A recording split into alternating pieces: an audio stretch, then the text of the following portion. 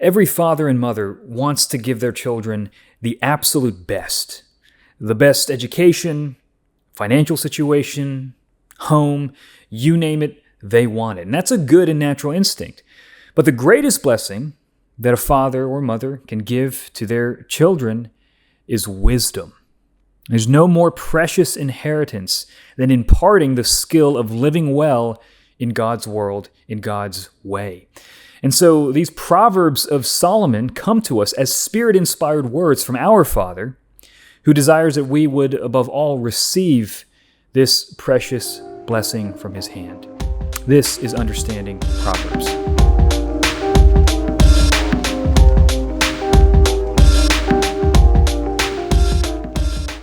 In chapters 10 to 12, the book of Proverbs shifts in format from a sustained narrative in chapters 1 to 9 to a collection of short, pithy sayings that are meant to force our minds to reflect on certain truths from different angles, by way of contrast or complement, by way of repeated themes and metaphors. And it's meant to press our minds to understand how wisdom affects our lives and the lives around us. So I'm not going to go in depth into every single passage, but rather break down these chapters based on common themes and ideas. So let's look at the outline of a wise son in chapter 10, verses 1 to 5. Solomon's Proverbs begin with a familiar theme, the generational heritage of wisdom. Our individualistic age promotes self-interest over all other considerations, but Proverbs challenges that mindset and forces us to consider the effect of our choices on those around us, especially our parents. There's nothing like the beaming face of a father when he sees his son accomplish something great. But there's also nothing like the deep anguish of a mother who's talking to her son through a glass wall at a state prison. So a son who fears the Lord values righteousness over wicked gain. He values diligent work over laziness and prudence over apathy. He's not enslaved to instant gratification or tempted by shortcuts to wealth. He's not trying to game the system because of an anxiety about provision, but rather he knows that the Lord will feed the righteous. He will take care of the righteous. And so his posture toward life is one of faith and trust in the goodness and provision of God. This leads to another section in verses 6 to 21 of chapter 5, which focuses on our words, our mouths, and how out of the mouth the heart speaks. A wicked heart uses words to conceal violent intentions and instigate strife. So his evil heart, his perverse heart, is going to manifest in perverse and evil words. And so he's using words in a deceptive manner. And that's going to be a theme that keeps popping up. He parades his foolishness. He's constantly blabbering. He loves to hear the sound of his own voice. And because he's talking all the time, he's never listening. He's refusing to heed correction or receive God's commands with humility. The righteous are in that posture of reception. They want to hear what God has to say, so they're slow to speak. But the babbler, he thinks he knows it all. So he's always talking. He's fundamentally unteachable. He thinks he's making his way to the top, but in reality, he's sowing the seeds of his own poverty and destruction. But the righteous receive God's blessing upon their heads, the blessing of a secure path, of integrity, of a secure legacy, and of true understanding about the way that the world works. His wise heart speaks wise words, and that serves as a fountain of life towards others. Think about that imagery, that your mouth can be a conduit of life-giving words that encourage and bring blessing to other people. You contrast that with the foolish person, the wicked person, who covers his whole life in a shroud of deception in order to destroy, deceive, and to kill others. But the righteous man, he uses his words to cover offenses with love. He's not running around instigating strife like the foolish man. He knows the power of his words. He speaks truth over lies. And the foolish man, he's always flattering people. He's concealing the intentions of his heart. He's fundamentally double-minded. He's slanderous. He talks and talks and talks, and the more he talks, the more he sins. And that's a reality. I mean, if we just let full vent to our words, we end up saying things that we regret later. But the prudent They view their words as a precious resource, and that causes them to be reflective and thoughtful about how they speak into a particular situation. Knowing how to speak, when to speak, what to speak is such a key part of living skillfully in the world. And it requires self-control, which is rooted in humility and fear of God. Now, there's this promise of prosperity given to those who fear God in verses 22 to 32 of chapter 10. God blesses us with riches. He's not anti-wealth. He's anti-wealth having our hearts. But what's fascinating is when God gives us riches, He doesn't add sorrow to it. Sometimes you can become wealthy, but there's a lot of sorrow attached to it. The old adage of more money, more problems. But when God gives wealth, He gives it abundantly without all those strings attached. And that might mean the wealth that He gives might be less than what we want, but it might be the kind of wealth that we can handle. He wants us to have wealth with joy and no added sorrow. Now, the fool is described as somebody who's very flippant. He's joking about sin because nothing's sacred to him. Everything's a joke. Everything's lighthearted. There's no weight or gravity to his life. He doesn't take life seriously. He lacks what the New Testament calls sober-mindedness. And that's because he proudly lives as if God doesn't reign over the world. God doesn't care. But God's going to humble him with dread, terror, and destruction, while the righteous will receive the blessing of long life, joy, strength, wisdom, and security. But that requires, again, a perspective. It requires having the long view in mind. For the moment, it might seem like the fool is winning. But wisdom will ultimately bear fruit, and you will see in the long run, the fool will end up in destruction, in ruin. He will end up ensnared by his own lies and traps. And you can see this over and over again. And so being righteous is saying, I'm going to trust that God really is sovereign over the world. He really is orchestrating and directing things according to His good providence. And I'm going to trust that take of the world over what my eyes see, where the wicked may seem to prosper right now through deceit and slander and evil. Proverbs 11 continues a lot of these themes about the path of righteousness and the path of wickedness. So I'll just briefly give a flyover of some of these ideas. In Proverbs 11, we learn that God delights in and cares about the way that we conduct commerce in the public sphere. He hates an unjust balance when people are trying to game the system, because ancient societies rely on communal trust for the financial system to work. And when that trust breaks down, society breaks down. So Proverbs, again, presents the outcomes of both the wise and the foolish, the wicked and the righteous, the fate that awaits those who live foolishly. The proud man seeks honor by lifting himself up, but the irony is he receives back disgrace. Verses 2 to 8 of Proverbs 11 elaborate on this recurring theme of how in the end righteousness overcomes wickedness. Pride brings disgrace, but humility brings wisdom. Integrity guides the upright, but crookedness destroys the treacherous. Riches may deliver on many things, status, convenience, pleasure, but they can't ultimately save your soul from death. They're enslaved to their passions, and that's what drives them.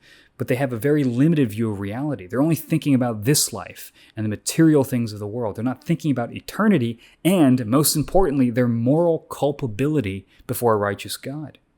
So the treacherous are marked by enslavement to passions, but the righteous are mastered by God's commands. And above all, the wicked have no hope beyond this life. Riches, again, tempt us to believe that we are the masters of our own destinies, but Proverbs disabuses us of that delusion. Righteousness is also a public affair.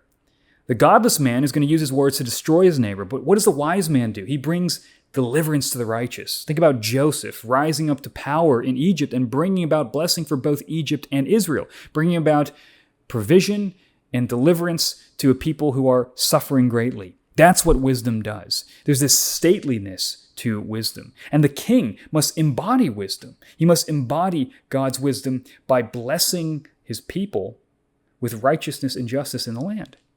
You can think about how kings like Saul and Ahab bring curses not just upon themselves, but their lineage and ultimately their entire nation. But David and Solomon, when they're actually living wisely, bring blessing upon everybody. And so the king is this person who's supposed to be the embodiment of wisdom, so that he might rule justly and wisely for the sake of his people. His glory becomes the city's glory. His blessing becomes the blessing of his people. The wise man also understands social situations. He's very savvy. He refuses to belittle his neighbor. Not just because it's wrong, but he wants to be prudent. He doesn't want his neighbor to lash out at him. He avoids social situations in which he brings unnecessary harm upon himself or causes scandal. And his integrity is shown in the way that he keeps secrets. He refuses to weaponize his knowledge against others. He seeks out wise counselors to help him govern the city, and he avoids rash judgments. He's not impulsive, but he's thoughtful. He's principled.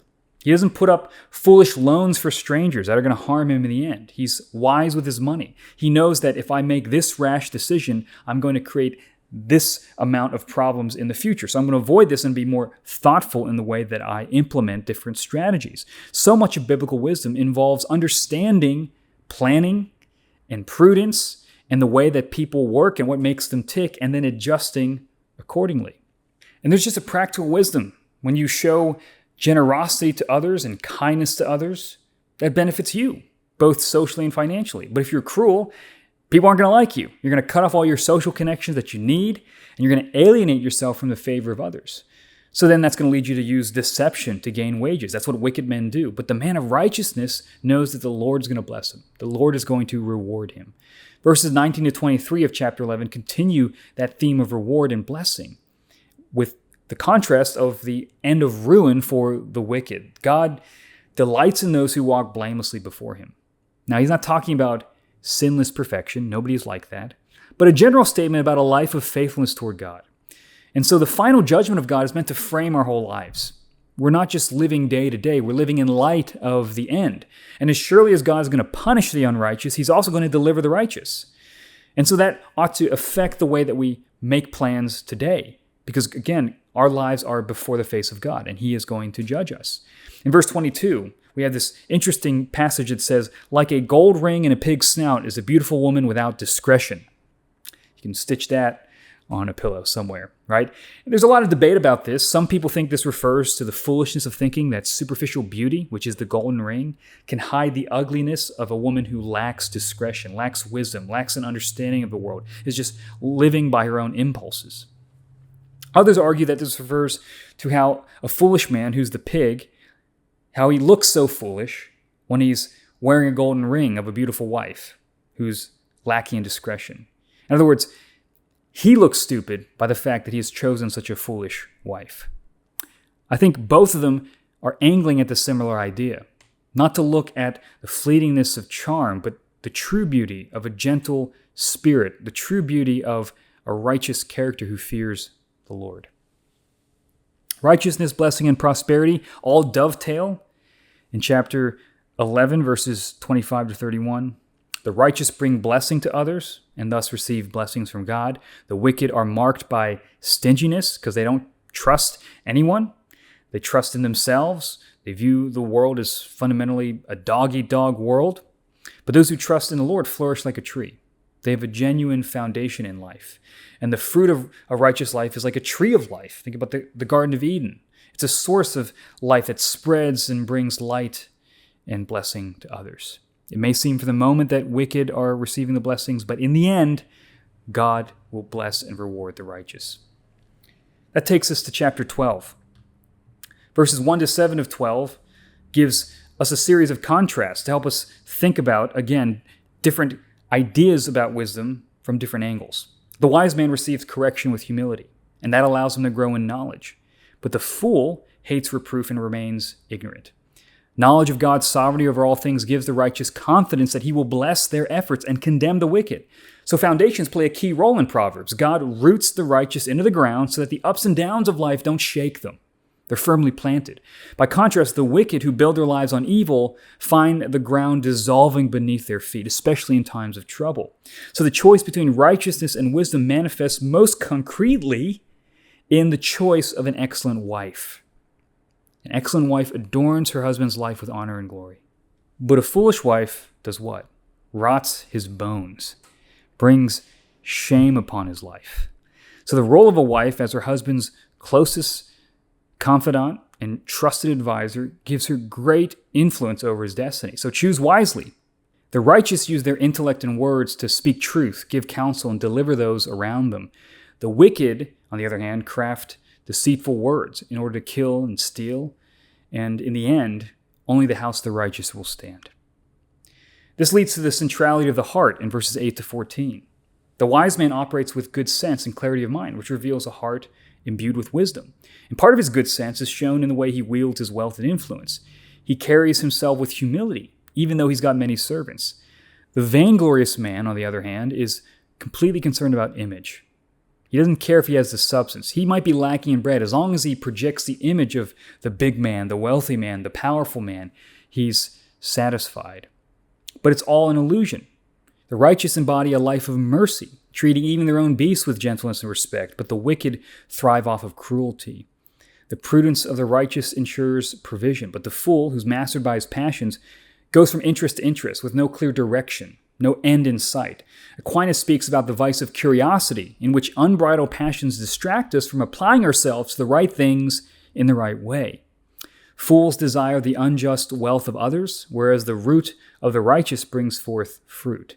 So sin is fundamentally parasitic. It corrupts rather than creates, whereas righteousness generates life. An evil man generates lies, deceit, a web of falsehoods, but eventually he gets caught in them. But the wise man is going to find a satisfying life because God fills him with good things, because God cares about him. And this leads to the conclusion of a life of goodness versus a life of folly in verses 15 to 20 of chapter 12. There's a contrast again. Fools think that they're wise, and so they ignore counsel from others. But the actual wise man seeks the advice of the wise. He's teachable. He's willing to listen. Fools by nature are thin-skinned, sensitive, and easily offended. Their anxiety is readily available. Again, they're enslaved to their passions. They can't handle life. But their imprisonment to the moment blinds them to the consequences of their actions. The wise man restrains himself. He's got thick skin. He can roll with the punches because he has perspective.